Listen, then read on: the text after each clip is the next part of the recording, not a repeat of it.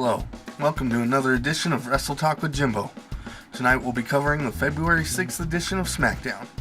This show may contain spoilers. If you don't want spoiled, don't watch my shit. Now, first of all, there's a trend going on this week's episode of SmackDown. There was an old tradition where if you had a championship belt, your opponent had to come out first. But all three champions that we saw today, all three of them came out first. That's Edge, Miz and Morrison, and Shelton Benjamin. All of them came out before their opponents. What's up with that? I don't know. But sure as hell is breaking tradition.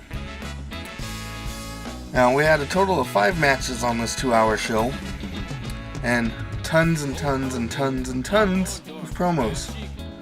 We started out with a Battle Royal, which, if you had paid attention to me a few weeks ago, you would have known that Kozlov would win. Why? Because of WWE's big botch giving away all the competitors in the SmackDown Elimination Chamber match. Anyway, next we had Matt Hardy and Gregory Helms in a fight. It was just a brawl, which is really sad because those two together could have been the match of the year, for sure.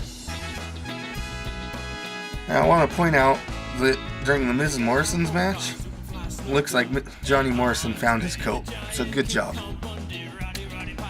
Next, we had Vicky Guerrero mention that Jeff Hardy would be in the Elimination Chamber if he was healthy enough. And later on in the show, they said that he was going to be here next week.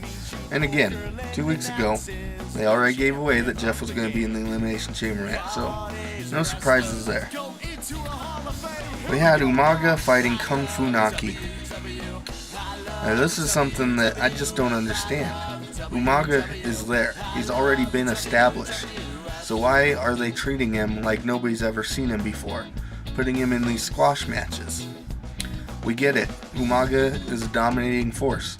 We've already known that. If we've been watching at all over the past 2 years, we know who Umaga is and what he does.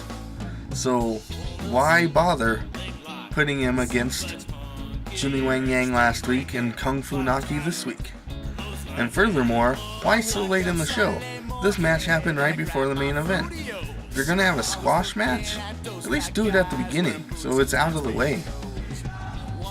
And then finally we had our main event, which was Triple H and The Undertaker teaming up against Big Show and Edge. Now, this match had to have been torture for the competitors. For those of you who don't know, in real life, Undertaker and Triple H do not get along.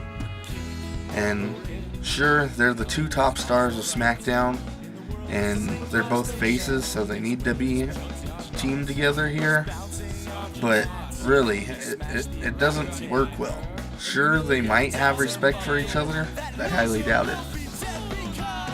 And putting those two together is just a recipe for disaster. As opponents, sure, we might get a bunch of potatoes in the match. Tough hits. And it could end up good, but teaming them together, I don't think that it should happen at all. And that's pretty much it for this episode. I'm giving SmackDown a 3 out of 10. Why? I don't know. It really doesn't deserve that much. Basically just because John Morrison found his coat. We'll give him 3 points for that. And like I said last night, I don't know if I'm going to be ordering the TNA pay-per-view this weekend. If I do, I'll make a video for it. If I don't, oh well, nobody's missing much. TNA sucks. On that note, I'm out.